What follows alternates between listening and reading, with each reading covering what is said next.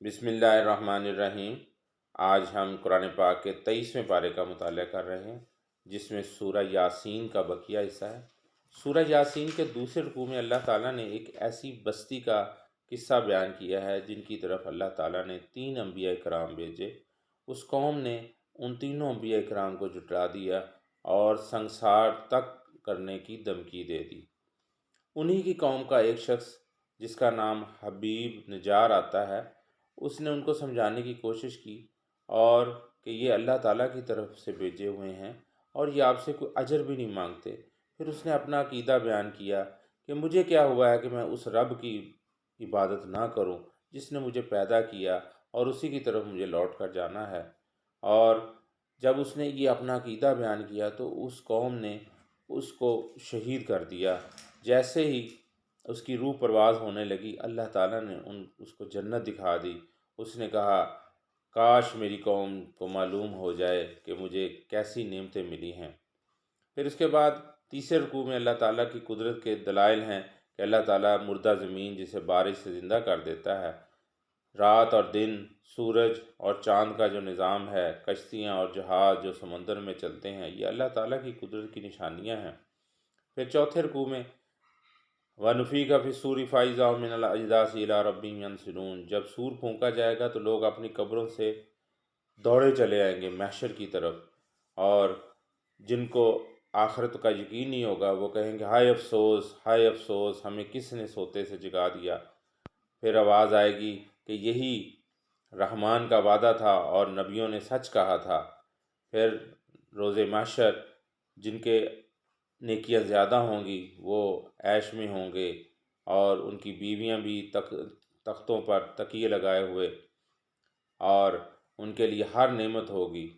پھر جو اللہ تعالیٰ کے نافرمان ہوں گے وَامْتَازُوا الْيَوْمَ أَيُّهَا الْمُجْرِمُونَ، اور اس دن مجرموں کو کہا جائے گا کہ آج الگ ہو جاؤ، اور تمہیں کہا نہیں تھا کہ اس رب کی عبادت کرو، اس شیطان کی عبادت نہیں کرنی، وہ تمہارا کھلا دشمن ہے، اس نے بہت سے لوگوں کو گمراہ کر دیا تھا اور تم بھی گمراہ ہو گئے، آج جہنم میں چلے جاؤ۔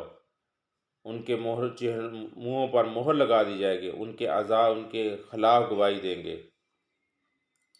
پھر اس کے بعد سورہ صفات میں جہنمیوں کا باہم لعن طعن کرنا آپس میں، کہ ایک دوسرے پر الزام لگا رہے ہوں گے کہ تمہاری وجہ سے ہم جہنم میں گئے ہیں، دوسرا کہے گا تمہاری وجہ سے جہنم میں گئے ہیں، اور اس کے بعد جنتیوں کا خوشگوار مکالمہ بھی اس میں شامل ہے۔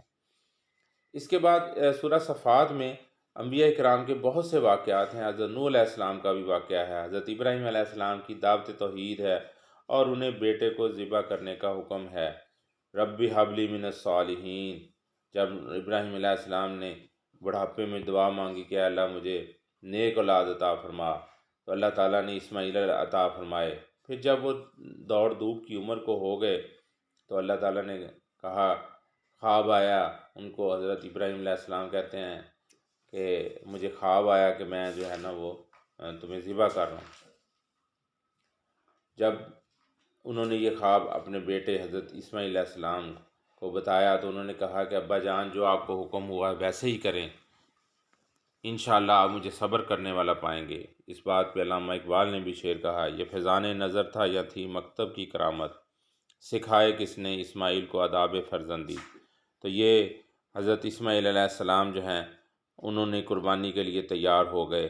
حضرت ابراہیم علیہ السلام نے ان کو جب منہ کے بل لٹا لیا اور چھری چلانے کے لیے تیار ہو گئے تو ندا آئی کہ ابراہیم آپ نے تو خواب کو سچ کر دکھایا، ہم نیکوکاروں کو اجر دیتے ہیں، اسی طرح اجر دیتے ہیں۔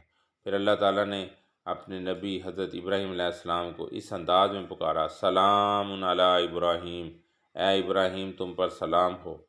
تو اللہ تعالیٰ نے اپنے نبیوں کو تو بڑے ہی محبت کے انداز میں اس طرح سے نوح علیہ السلام کا قصہ ہے، حضرت ابراہیم علیہ السلام کا، حضرت موسیٰ علیہ السلام، حضرت ہارون علیہ السلام، حضرت الیاس علیہ السلام، جنہیں شام میں ایک ایسی قوم کی طرف نبی بنا کر بھیجا گیا تھا جو بعل نامی بت کی عبادت کیا کرتے تھے۔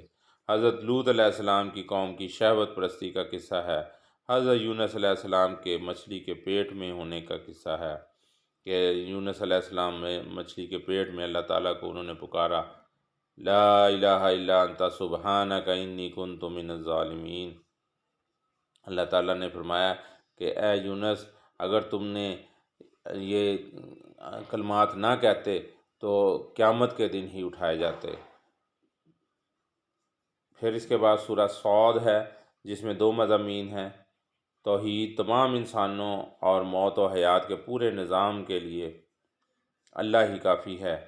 رسالت، نبی کریم صلی اللہ علیہ وآلہ وسلم کو تسلی دی جا رہی ہے کہ قریش کی مذمت کی جاتی ہے کہ تسلی کے طور پر حضرت داؤد علیہ السلام کے شکر کا قصہ ہے اور حضرت ایوب علیہ السلام کے صبر کا واقعہ اس میں موجود ہے۔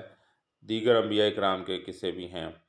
پھر سورہ زمر کا ابتدائی حصے میں 2 مضامین ہیں، قرآن کی عظمت ہے اور توحید، یعنی اللہ تعالیٰ انسان کو ماں کے پیٹ میں 3 تاریکیوں میں پیدا فرماتے ہیں، اور مشرک کی مثال اس غلام کی سی ہے جس کے کئی آقا ہوں، اور موحد کی مثال اس غلام کی سی ہے جس کا ایک ہی آقا ہو۔